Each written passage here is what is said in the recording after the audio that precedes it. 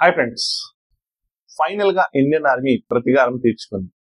పహల్గాం ఉగ్రదాడికి కారకులైన ఉగ్రవాదులను Indian army మట్టుబెట్టింది. ఈ operation లో ఇండియన్ ఆర్మీతో పాటు జమ్మూ కాశ్మీర్ స్టేట్ పోలీస్ మరియు సిఆర్పిఎఫ్ బలగాలు సంయుక్తంగా పాల్గొన్నాయి.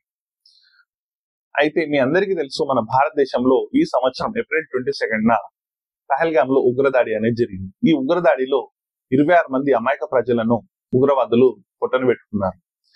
ఈ ఉగ్రదాడికి ముఖ్యంగా లష్కరే తోయిబాకి చెందిన అనుబంధ సంస్థ అయిన ది రెసిస్టెన్స్ ఫ్రంట్ కారకులు.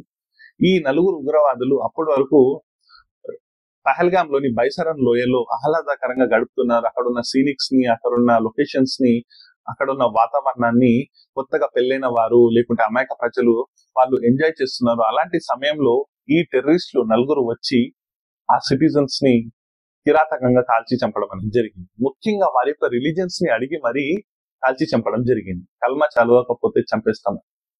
ఈ సంకేతం దేనికి అంటే, భారతదేశంలో మత ఘర్షణలు జరగడానికి వాళ్ళు రిలీజియన్ ని అడిగి మరీ చంపడం జరిగింది. ఆ తర్వాత మన ఇండియన్ గవర్నమెంట్ శత్రు దేశమైన పాకిస్తాన్ పైన ఆంక్షలు విధించడం జరిగింది. అందులో భాగంగా పాకిస్తాన్ తోని క్రాస్ బార్డర్స్ ని క్లోజ్ చేయడము, కంప్లీట్ ట్రేడ్ ని క్యాన్సిల్ చేయడము, ఇండస్ వాటర్ ట్రీటీని హోల్డ్ చేయడము, దీంతో పాటుగా డిప్లొమాటిక్ లెవెల్లో కూడా పాకిస్తాన్ ని అంతర్జాతీయంగా వారి యొక్క రూపాన్ని బయట పెట్టడము, ఇండియాలో ఉన్న పాకిస్తాన్ ఎంబసీస్ లలో వారి యొక్క డిప్లొమేట్స్ సంఖ్యను తగ్గించడం అనేది జరిగింది. ఆ తర్వాత మన ఇండియన్ ఆర్మీ ప్రతికారి చర్యగా ఆపరేషన్ సింధూర్ అనేది జరిగింది. ఈ ఆపరేషన్ సింధూర్ లో భాగంగా పాకిస్తాన్ లోని 9 ఉగ్రవాద స్థావరాల పైన ఇండియన్ ఆర్మీ అటాక్ చేసింది. దీంట్లో 100 మందికి పైగా ఉగ్రవాదులు అంతమయ్యారు.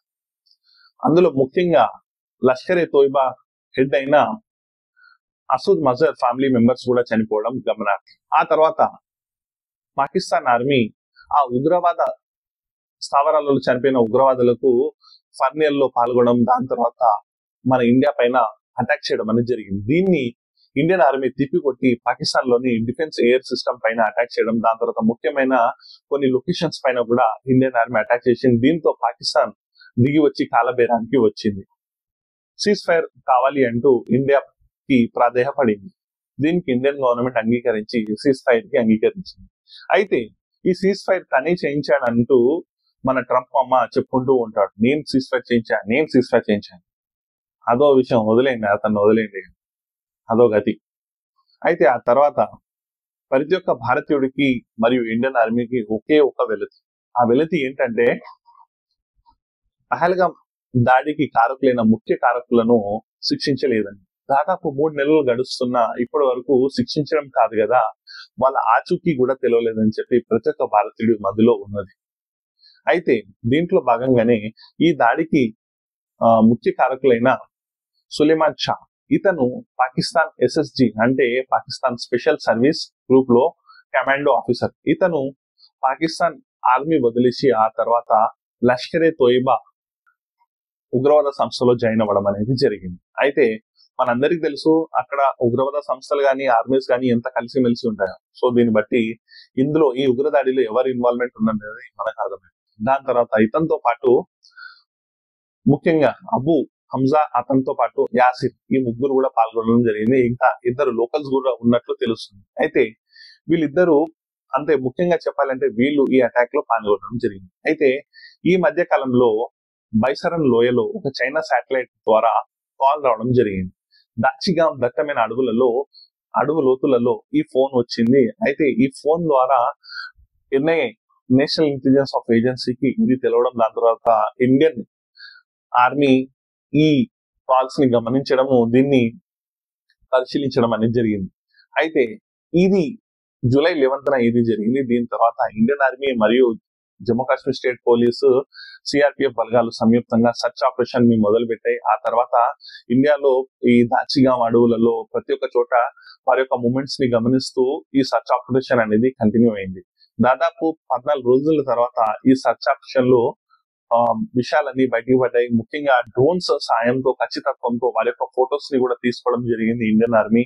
ఏదైతే ముఖ్య కారకులు ఉన్నాడో ఈ సులేమాన్ షా, అతన్ని గుర్తించడం, అతనితో పాటు ఇంకిద్దరిని గుర్తించడము, వాళ్ళు ప్రతిరోజు సాయంత్రం పూట వారి యొక్క కార్యాచరణ ఉండడం, ముఖ్యంగా రాత్రి వేళలో వీళ్ళు తిరగడము, మార్నింగ్ వేళలో వీళ్ళు పండుకోవడం అనేది జరిగింది. వీళ్ళు ఉన్న లొకేషన్ కూడా ఎలాంటి లొకేషన్ అంటే దాచిగాం, బైసరన్ లోయలోని దాచిగాంలో దట్టమైన అడవిలో ఒక చెట్టులో కింద ఒక కొమ్మ కింద వీళ్ళు పైన చెట్లు అమర్చుకొని దాంట్లో లోపల ఉండడం జరిగింది. ఇవి ఎలాంటి రాడర్ కూడా కనపడకుండా దాచుకోవడం అనేది జరిగింది. ముఖ్యంగా వీళ్ళు రాత్రిపూట వీరి యొక్క కార్యాచరణ ఉండేది, డే మొత్తం వీళ్ళు పండుకోవడం అనేది జరిగింది.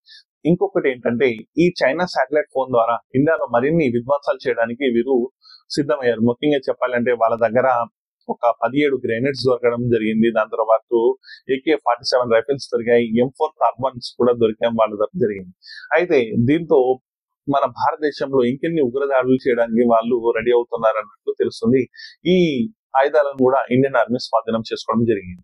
అయితే ఖచ్చితత్వంతో వారి యొక్క ఫొటోస్ ని ఇండియన్ ఆర్మీ తీసుకున్న తర్వాత వీళ్ళు సర్చ్ ఆపరేషన్ లో భాగంగా వీళ్ళను ఏరివేతకు ఇండియన్ ఆర్మీ ప్రతిరోజు వీళ్ళు ఏం చేసిందంటే ఇండియన్ ఆర్మీ వీళ్ళను ఖచ్చితత్వంతో అంతమందించడం అనేది జరిగింది. అయితే ఈ ఫొటోస్ ని మనం ఇప్పుడు ప్రజెంట్ చేయలేము, ఎందుకంటే సెక్యూరిటీ రీజన్స్ పరంగా మనము ఈ ఫొటోస్ ని చూపించలేము. కానీ పహల్గామ్ ఉగ్రదాడి సమయంలో వీళ్ళ యొక్క ఫొటోస్ ఉంటాయి, అవి మీ ముందు చూపించడానికి ట్రై చేస్తాను. ముఖ్యంగా ఇందులోని వ్యక్తి అయినా మెయిన్ సూత్రధారి అయిన సులేమాన్ షా, ఇతను తన యొక్క వేషాన్ని కూడా మార్చుకోవడానికి బక్కపచ్చిగా అయినట్లు ఇండియన్ ఆర్మీ గుర్తించింది, అతన్ని అందించింది. అయితే ఇతను ఇదొక్కటే కాకుండా 2024లో సోన్మర్గ్ టన్నెల్ లో కూడా బాంబ్ బ్లాస్ట్ చేయడం జరిగింది. ఆ తర్వాత 4 ఇండియన్ సోల్జర్స్ కూడా ఇతను అందించాడు.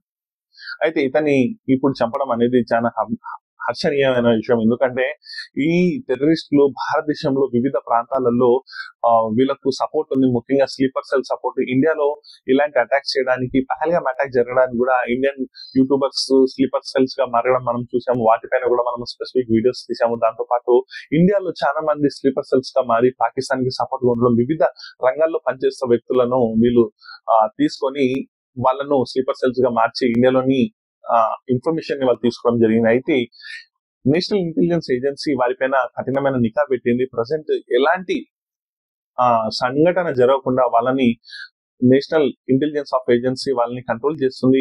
రీసెంట్ టైమ్స్ లో వాళ్ళని అరెస్ట్ చేయడం కూడా జరిగింది. జమ్మూ కాశ్మీర్ లో కూడా చాలా ప్రదేశాలలో ప్రతిరోజు ఉగ్రవాదులను ఏరివేత కూడా జరుగుతుంది. ఇండియన్ ఆర్మీ ఏదో ప్లేస్ లో ఉగ్రవాదులను అంతమందించడం కూడా జరుగుతుంది.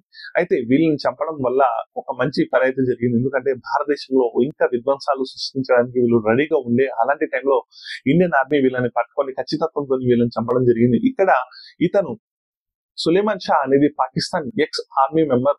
దీన్ని బట్టే తెలుస్తుంది పాకిస్తాన్ ఇన్వాల్వ్మెంట్ కూడా ఈ పహల్గామ్ లో ఎంత ఉండే అని. అయితే ప్రజెంట్ పార్లమెంట్ లో ఆపరేషన్ సింధూర్ పైన చర్చ జరుగుతుంది. ఇలాంటి సమయంలో వీళ్ళని అంతమందించడం ఒక గొప్ప పరిణామం, ఎందుకంటే భారత గవర్నమెంట్ టెర్రరిస్టుల పైన ఎంత నిబద్ధతతో వాళ్ళని అణచివేయడానికి రెడీగా ఉందో మనం తెలుస్తుంది. ముఖ్యంగా ఈ టెర్రరిస్ట్ అటాక్ జరిగిన తర్వాత కూడా ఇండియన్ గవర్నమెంట్ ఇండియన్ ఆర్మీతో కలిసి ఇలాంటి యాక్షన్స్ తీసుకోవడము, వాళ్ళతో ట్రేడ్ మరియు ఇలాంటి ఆంక్షలు విధించడము, ఇవే కాకుండా పాకిస్తాన్ పైన ఆపరేషన్ సింధూర్ తోని మేము జవాబు ఇస్తామని చెప్పడానికి కొన్ని సంఘటనలు, ఉగ్రవాదులను అంతమందించడం, ఆ తర్వాత ఆపరేషన్ మహాదేవ్ అనే పేరుతోని ఈ టెర్రరిస్టులను అంతమందించడం జరిగింది. అయితే ఆపరేషన్ మహాదేవ్ అనే పేరు ఎందుకు పెట్టారంటే దగ్గరలో ఆ మహాదేవ్ పర్వతం ఉన్నది, అందువల్లనే ఆపరేషన్ మహాదేవ్ అని పేరు పెట్టడం జరిగింది. ఈ ఆపరేషన్ మహాదేవ్ అనే దాంతో ఈ ఉగ్రవాదులను అంతం చేయడం అనేది జరిగింది. సో ఈ వీడియోకి ఇంతే గాయస్. నెక్స్ట్ వీడియోలో మనం మళ్ళీ కలుద్దాం. నెక్స్ట్ ఇంట్రెస్టింగ్ టాపిక్ తో ఇంకోటి మాట్లాడదాం. దీనిపైన మీ ఒపీనియన్స్ ఏంటో మీరు కామెంట్ రూపంలో తెలియజేయగలరు. ఈ ఆపరేషన్ మహాదేవ్ పైన మీరు ఏమనుకుంటున్నారు, మీ ఒపీనియన్స్ ఏంటి అనేది తెలియజేయగలరు. ముఖ్యంగా లైక్, షేర్, సబ్స్క్రైబ్ చేయండి, మర్చిపోకండి. మీరు లైక్, షేర్, సబ్స్క్రైబ్ అయి నాకు ఎంతగానో సపోర్ట్ గా ఉంటుంది. కామెంట్స్ మీరు మీ యొక్క ఒపీనియన్స్ ని తెలియజేయండి. నెక్స్ట్ వీడియోలో మళ్ళీ కలుద్దాం. అంతవరకు by bye friends. Thanks for watching.